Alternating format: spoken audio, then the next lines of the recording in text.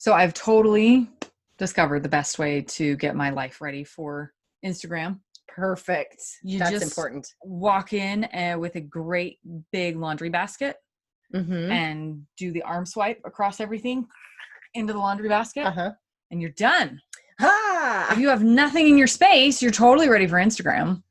Yeah. Add a little filter, and you're done. And that's a great before and after. And look at this then- cluttered desk. Clean. And then what you have to do is you have to put that laundry basket somewhere in the house that it's going to sit for the next 5 years. Perfect. In this episode, we're going to talk about the reality of perfection and vanity, shall we say, versus actual performance. How is what we're doing actually working instead of just looking pretty?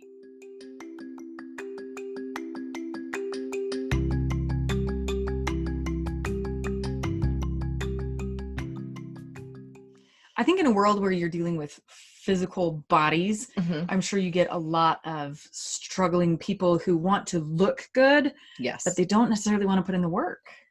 Yes. Or they see someone's picture on social media that says they had this massive transformation because of this supplement they used.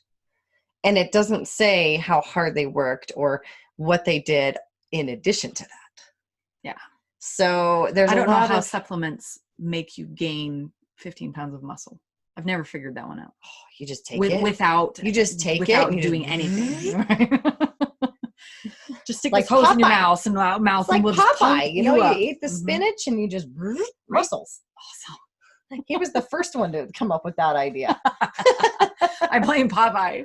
No, truly, there are a lot of vanity stats, and I'm not referring to just looking in the mirror, but stats or milestones that people look to meet in their fitness journey or in their health and wellness journey that really don't mean a whole lot of anything. And then there's performance stats or milestones that mean everything that get completely glossed over. No one even pays attention to. Yeah. Because they're not glamorous. They're not glorious. No. It's hard work. And some of them you can take a picture and post about it on social media, but some of them you can't. Like if you just feel better, like what do you take a picture of, like frowny face you and like smiling you? You know, I mean, there's certain things that can't be displayed in an image. But you know, if you lift your butt, that's pretty good Instagram picture right there. True. I know. And at least it is getting a little more common for people to post, look at, this is me without the high-waisted pants. And this is me with the high-waisted pants. And so you can see what a difference the pants make. And then it's not just, you worked out really hard in 12 hours and now you got this great booty. But it's super important. And I want us to discuss that because I'm sure in home organization, there are plenty of things, that people strive to have or strive to do that they think are super important, and it will make sure that they have a really organized house. Like for me, what comes to mind is maybe like the chalkboards or the whiteboards. Oh, mm-hmm. Those schedule type things. Does that really mean that you're organized, or do you just have a really cute whiteboard with all different colors for everybody in the family? Usually a really cute whiteboard with something for all of the family. And it's so indicative because there are so many different ways of scheduling and different, formats and different techniques that you can use. And it's all, somebody's looking for that easy pill. Yeah. The can of spinach for Popeye. Yeah. If I do this, it's going to solve all of my problems. And so look what I just bought. I bought the little whiteboard. I bought the chalkboard paint to fill the entire wall in my kitchen. I was just thinking of that. And that's all of a sudden gonna make everything all better. Right. When in reality, it's the system and it's the dedication to the system that's going to make all the difference. But it's really difficult to show, hey, every night, this is what my system tells me to do on an Instagram post. And so, we just want to post the beautiful, the swept clean room. We want to be able to show that when in reality, that's That's not Yeah. reality. Mm-hmm. And if it is reality, you haven't been able to show the step-by-step dedication that you've put into maintaining this as a reality. You know, Yeah. hey, look at my kitchen, isn't it beautiful? But what you don't see is that 90% of the time we eat in the dining room, or, you know, Right. vice versa, Or or on the whatever. couch watching On TV. the couch Yeah. watching TV. So of course your kitchen looks clean. So, you know, we spend a lot of time in that vanity mindset of, you know, we can't just go buy bins from the dollar store that are still going to get the function done. We have to go to, you know, like, not even the Container Store is good enough. We have to go to Crate and Barrel. We have to go to, you know, wherever else to have that high-end status, when that's not even necessarily what we need. Okay. If we can get away with dollar store bins because it's functional, then let's do dollar store bins. Or do we even need bins at all?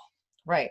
Or are we just buying that for the look that we're going for? So what's that vanity, that status symbol that we want on our Instagram page, that we saw on Pinterest, that, you know, this was in the latest magazine of whatever our favorite designer is? Or does it actually function? Have we taken the time to figure out what works for us and then go look for a solution? Or are we looking for people to say, oh, if you just take this, if you just do this, it'll solve all of your problems? So what are a couple things, like those vanity stats that are, you know, milestones that people think that they need to achieve with their homes? Obviously the bins. We know you're passionate about the bin thing. Yep. It's the bins, and it's the so you go walk the aisles of even just Target. Like, we're all normal, regular moms here. We love Target. We love Walmart. Okay. Go walk the aisles and see how many different types of cutesy, artsy fartsy things that they offer that you look at. So, mail catchment, for one thing. Yes, you there are go a lot look of those in Target, and they So have many. like 15 different options to put your mail for in. you to put your mail in. And they're all about this big. They're so cute. And they're tiny. And they're cute. Totally impractical for the amount of paper that most moms get coming into their house on a regular basis, whether that's art and craft work, school papers, permission slips, just the regular old mail, you know, the junk mail that's coming in for somebody who lived in this house 15 years ago that's still coming. There's just so much stuff. And then whatever your husband comes home with. I mean, it's constantly, so this little itty bitty, like manila folder sized envelope that's made out of leather that costs you $35. That's not gonna work. That's just, it's pretty, it's cute. I mean, I catch myself all the time. I'm like, oh my gosh, that is adorable. That is so cute. I need that in my house. I need that. And then I go, for what? What practical purpose could this actually use? Like, I need an entire box for the incoming paper that I have in my house. So what practical use is this going to be? None. Yeah. But I guarantee you, when I buy it and I mount it, I'm going to make my drop zone look really pretty so that I can take a picture of this nice leather industrial, like awesome looking little envelope that's never Well, I going to told get you used. I almost got suckered with Yes, the little you did. the matching laundry things, and then the caddies, and for your bathroom to organize your bathroom closet. It's like, that would be so pretty, and I could open it up and they're all labeled and they're all there, and it would be like $1,000 to right? organize my shampoo and my hairspray. Like, it just makes no sense. Now I want to point out the other side of vanity, and that is not the money side. That is the frugal side of those of us who value, like, a lot of people value looking good. I'm not knocking that. I love my house to look amazing. I love my house to look really well put together. Like, I put thought and effort into it. You know, I want it to look good, but I also want to be frugal and say, I got this for like $2. I went to the thrift store and I got this for like nothing. And so there's a frugal side of vanity as well, to say, I am so prepared that I have exactly what I need when I need it, because I don't throw anything away. Did you realize that that is Yes. also a form of vanity? Yeah. So when we change systems and we go through things and then we have an entire corner of our junk room full of empty bins and boxes, or all of the leftover lids for all the other bins that we have in the house, so we know full well we're never going to use, because the toys are overflowing out of the bins. There's no way we could put a lid on it. I don't want to put a lid on it. It doesn't fit my color palette in my house for whatever reason. And so we save and we save and we save and we save and we say, oh, well, it's totally justified because I already bought it. Right. And I'm going to be super frugal, and I'm going to save this for when I need it. And then it's already there, and poof, I am amazing and wonderful. I saved the day because I was frugal.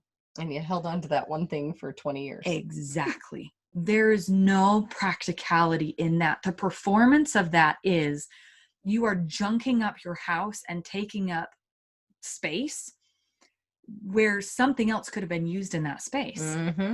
So the vanity also leaches into that side of things. So we think we're being super magnanimous and saying, okay, you know what, look at how amazing I am. When in reality, we could be using this time, space, energy, mental capacity for everything else.